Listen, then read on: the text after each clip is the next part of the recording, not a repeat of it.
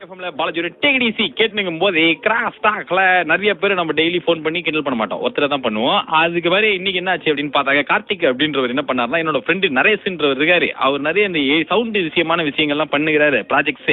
அவரை cross talk அப்படின்னதுக்கு அப்புறம் நம்ம தனிகாச்சலம் அப்படின்ற வில்லேஜ் ப்ரொடியூசரா கிராஸ் டாகிடும். ஹலோ ஹலோ, அந்த புலியே இல்ல. Hello cross talk. சொல்லுங்க சார், யாரு? நான் தனிகாச்சலம்னு சொல்லிட்டு ப்ரொடக்ஷன் 7 ஹவுஸ் ப்ரொடக்ஷன் கம்பெனிலேருந்து பேசுகிறேன். ஓகேங்க. இப்போ நம்ம ஒரு சீரியல் பண்ணலான்னு ஒரு ஐடியாவில் இருக்கோங்க, 52 எபிசோடு. அதான் எங்கே இருக்குது சார் அது? இப்போ ஆஃபீஸ் பார்த்துட்டு இருக்கோம், கோடம்பாக்கம் அந்த சைடில் எங்கேயா பார்த்துட்டு இருக்கோம். ஆனால் மதுரை தம்பி நம்மளுக்கு. ஓகே ஓகேண்ணா, ஓகே ஓகே நான் இப்போ தான் வந்து ஊரில் இருக்கிற நிலத்தெல்லாம் வித்துட்டு வந்திருக்கிறேங்க. இங்கே நான் ஒர்க் பண்ணுறோம் ஸ்டுடியோவில். சரி. அந்த ஸ்டுடியோலேயே நம்ம வந்து 1 ஹவருக்கு இவ்வளோ ரெண்ட்டுன்னு சொல்லிட்டு நம்ம எடுத்துட்டோம்னா, அது பல்காக எடுத்துட்டோம்னா கம்மி பண்ணி கொடுப்போம். என்ன தம்பி ஊர்லேருந்து வந்திருக்கேன்னு சொல்லிட்டு இது மாதிரி சொல்கிறேன்? உன்னோட ஸ்டுடியோ தானே, நம்ம எதுக்கு ரெண்ட் கொடுக்கணும்? நான் தான் உனக்கு காசு கொடுக்க போகிறேனே. இங்கே வந்து ஆடியோ மீடியான்னு சொல்லிட்டு ஏஆர் ரஹ்மான் சாரோட ஸ்டுடியோ இங்கே ஒன்று இருக்கு. ஏஆர் ரஹ்மான் நம்ம சீரியலில் ஒர்க் பண்ணுவார்னு சொல்ல வரீங்களா? ஐயோ ஏங்க இது ரொம்ப போச்சுங்க தம்பி. நம்மளுக்கு இதை பற்றி இந்த சூட்சமும் தெரியாது. ஓகே சரி, நேரில் மீட் பண்ணி பேசலாம் நம்ம. இதை ஒண்டி சொல்லிடுறேன், இது வந்து என்கிட்ட இப்போ மொத்தமே 50 லட்ச ரூபா தான் இருக்குது தம்பி. சரி ஓகே. மதுரையில் வந்து இருக்கிற நிலம், குடும்ப சொத்து எல்லாத்தையும் வித்துட்டு மொத்த பணத்தையும் எடுத்துட்டு வந்திருக்கோம். சரி ஓகே. சரி, இப்போ இந்த ஸ்டூடியோவே ஆஃபீஸா நம்ம மாற்றிக்கலாமா? நம்ம கம்பெனியோட ஆஃபீஸா? யார் ஸ்டுடியோ? எங்கள் ஸ்டுடியோவா? அதையே ஆஃபீஸா மாற்றி. எங்கள் ஸ்டுடியோலாம் கொடுக்க மாட்டாங்க. என்னங்க பேசுகிறீங்க நீங்கள்? 50 லட்ச ரூபா இருக்குது தம்பி. ஒரு மேக்கோட ரேட்டே வந்து 27 லட்ச ரூபாய்ங்க. எது ஒரு மார்க்கா? ஒரு ஷூட்டோட மொத்தமாக. என்ன தம்பி, சூட்டு கோட்டு போட்டால் தான் வேலை செய்ய முடியுமா? நான் ஷூட்டுனா வந்து எடிட்டிங் ரூம்னு அர்த்தம். ஷூட்னா எடிட்டிங் ரூம்னு சொல்லிட்டு நம்மளுக்கே அந்த பையன் சொல்லித்தரான். நம்ம எடிட்டர் ஆக்டிவிட்டி அல்லோ மிஸ் ஆண்டனி பேசுகிற மாதிரி சொல்லும்போது எழுந்து அப்படியே போயிட்டாரான். எதுக்கு போயிட்டாருன்னு பார்த்தா அர்ஜென்ட்டாக வந்து சார் ப்ளீஸ் சார் அப்படின்றாரு. உடனே ஒரு விஷயம் வந்து எதுவுமே சொல்லி சொன்னா அதமா சரி உட்காருங்கன்ட்டார். 92.7 பிக் எஃப்எம்ல பாலாஜியோட டேடிசி கேட்டுங்கும் போது எதுக்கு நான் சொன்னேன் பண்ணுறீங்களா? இந்த பாண்டா மஞ்சு கொடுத்த பேப்பரில் வந்து சொல்லிட்டேன். கிராஸ் டாக்ல என்ன ஆச்சு அப்படின்னு பார்த்தாங்க, வந்து சினிமாவில் சவுண்ட் இன்ஜினியராக வந்து நிறைய ஷார்ட் ஃபிலிம்க்குலாம் எடிட்டிங்லாம் பண்ணிருக்கிற ஒருத்தர் வந்து என் ஃப்ரெண்டு, அவருக்கு கிராஸ் ஆகுங்க அப்படின்னு கார்த்திக் சொன்னதுக்கு அப்புறம் நம்ம வில்லேஜ்லேருந்து வந்திருக்கிற ப்ரொடியூசர் மாதிரி அந்த பையன்கிட்ட கிராஸ் ஆகிடும். ஹலோ ஹலோ, அந்த புலியே இல்ல. Hello cross talk. சரி ஓகே. இந்த ஏதோ படம் எடுத்திருக்கியாமே, நீ இன்டர்நெட்ல போய் பாருன்னு அப்படி நம்மள இந்த இன்டர்நெட் சென்டர் வரைக்கும் கொஞ்சம் கூட்டு போக முடியுமா? எங்க இருக்கீங்க நீங்க? இந்த வள்ளூர் கோட்டத்தில் உட்கார வச்சுட்டு ஒருத்தர் போயிருக்கா, அப்படி நம்ம கையிலேயே தான் இந்த காசை வச்சுட்டு இருக்கேன். எனக்கு புரியல. இந்த 50 லட்ச ரூபா நான் உங்ககிட்ட கொடுத்து வைக்கிறேன், கொஞ்சம் பாதுகாப்பா ஜேப்படியா வச்சுக்கோ தம்பி.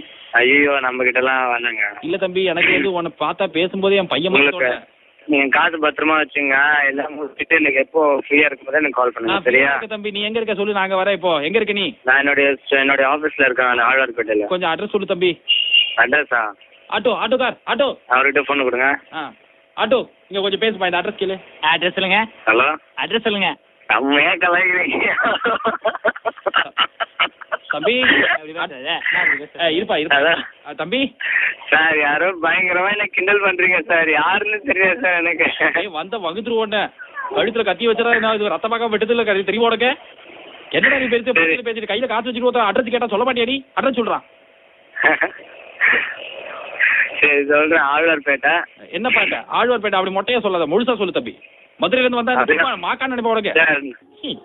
கொண்டு போடுவேன் ஒண்டையில் நாட்டாமையன்னு சொல்லிட்டு பட்ட கோவத்தை அந்த பையன் வந்து பதறாம எதிர்கொண்டானா இல்ல பதறி போய் நம்ம கிட்ட சரண்டர் ஆயிட்டானாங்கிற பல விஷயங்களா கிராஸ் டாக்கோட கிளைமேக்ஸ் உங்களுக்கு வெயிட்டிங்ல இருக்கு. Only on 92.7 big FM. இது டேடிசி வித் வி பாலாஜி. உங்களுக்கு கோவம் அந்த மாதிரி ஒரு நச்சம்.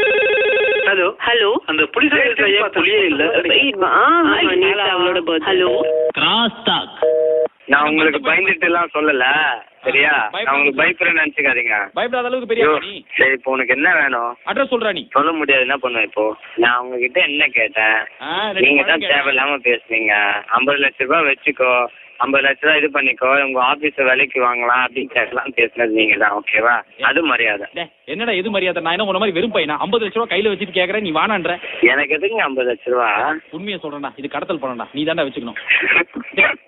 சிரிக்காதடா. நான் ஃபோன் கட் பண்ண போறேன் சார். இதெல்லாம் பர்மிஷன் வாங்கிட்டா பண்ணுவாங்க, அப்படியே பண்ணுடா. நான் வந்து பிக் எஃப்எம்ல இருந்து பாலாஜி பேசுறேன். ஐயோ பாலாஜி.